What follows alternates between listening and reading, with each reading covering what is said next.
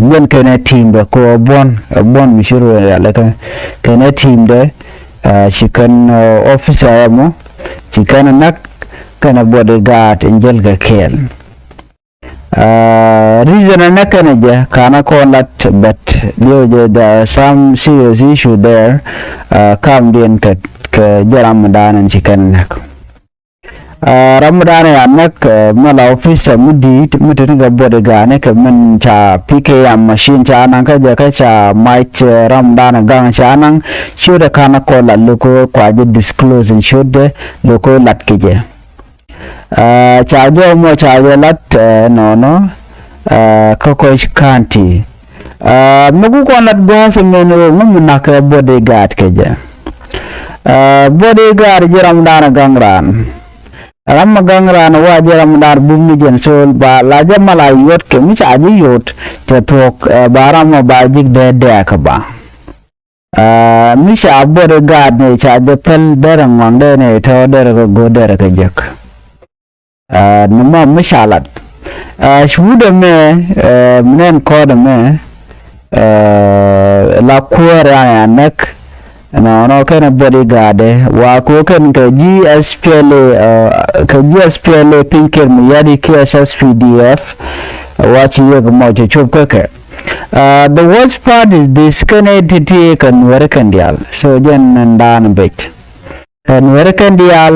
shemungai kono doran ka unit state most of the people there connected content tilan ware weje wen ware karwa jen ware bani mute green michi tuola jigne nwere karodian lokan nwere pa inki ende ko teke linga kap miken ke de kan takamar ko shikarin binna kap miken ko na me cha la mi je ga long no bina bu ken luni shang ka cha de bulong ka makap ko je chong so gora ngana gora nwere la to ga na men che goram kel kondi ala ngajir michi tuo gwasme eno nwere gorian mat ne ti de te SSPDF la de ne SSPDF kun de ne SPLIO kan dial ka kel kisheman kel ko kan wer kan dial especially United State adoran miti garen mi to biaje ngaje no mi ala le to ko United State ngaje ne jeno ne de kon liu kan ngane kan ware tele jang de tan tele te de tan tele ber de tan ka ter mun len te tan kan ware kan karoden mi to gare wuch okay mi chala do tige kettle raiding miti to be ngaje no kan ware kana jang no banne me kan ware karodian na karodian no kini de kon nyer karodian so shi mishanen so nyirti reten ka ngan no mo nyir be ne ka kirmi yadit de jaram dana tika power ko bene dali be ke influence no na karodun gode je no bunwer bo rin tuk so der ko gwad ne me dala mo gwa no nyame shi mo gwa na me jiaka wane ka menodien kuma kirmi yadit ka jawa chalat gwas me nyaka yakele charo der yaleka an kuma kirmi yadit shirmenen yan mo gwas me kir charoi kan de ne SSPDF National Security Service kan dia lana ramu ma wona ka kan irin content la yi wedian an go terampal ka jan kill point kir ngai kona mular jeno terampal ka de ko ngaje no te gari kim yadi te yarwon de ko ngaje no kir burni jala togo no bana be kan medan ke 2013 ci komunen ci kir shedi de medan cere le ka ce je jakare duar dan tan woten kiri ana dia ante ko ne kim ya di dutin cemurin wance ganak 40,000 people but the total number dan ci lu cha pe yang je gwa but more than 400,000 people across South Sudan land ci ke live within 5 years. In America, they done a shalat GUN, KG, UNHCR,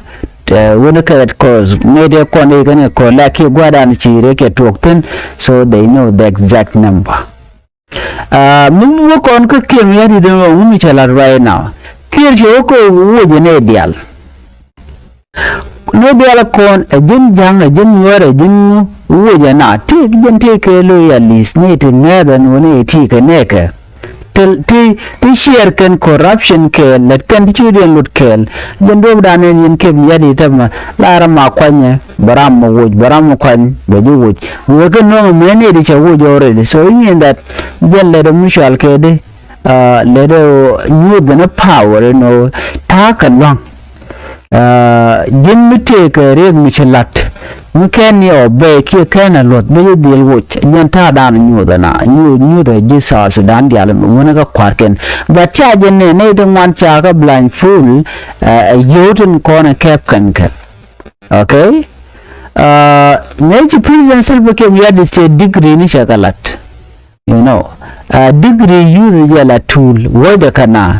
kel millet president selbe ke ya de ko gori jeno bene diala konden dong shi cha janget no ben ba ko woj bene de kon dong ngat ke je ki balar balat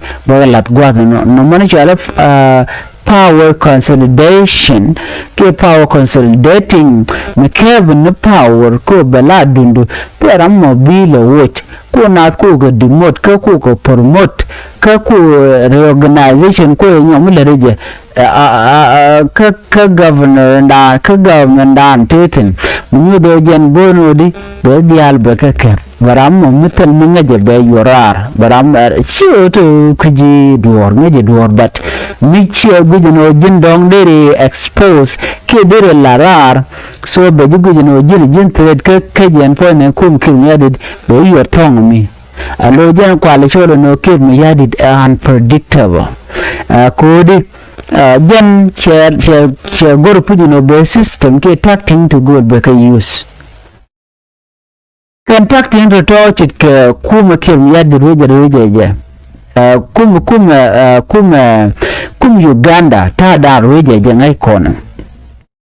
ne ke je go bai kurun dang de run tumman ki ta take 20 years would more take more decades spiritual ke museben mo wan mote am jugon jinne len menena okay kwana benga me da to meta nakan werege 2013 chikin yadi che denje jogono yen ya nakake kan war continent dorken era muladi nakaje chikin yadi dalat tuana yu anak yen kulu ko bukono kula team intamen changa waldi changa bakal o chan wer cha targere deliken ko lar jeno telo order mi jeto etene ti chi kan dor kana lat order che be ba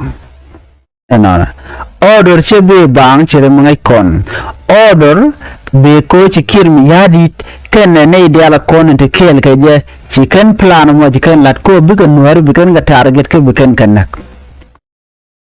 so no money amla roda minna ko kon chu aguje no gen incident which a plan already again then kuma kim mi yadi chikana plan no bukan nuare bukan gadil bat ke bukan gadil nak naga naken ka ke baga naga no yen mal jaten telam larik aran chi guru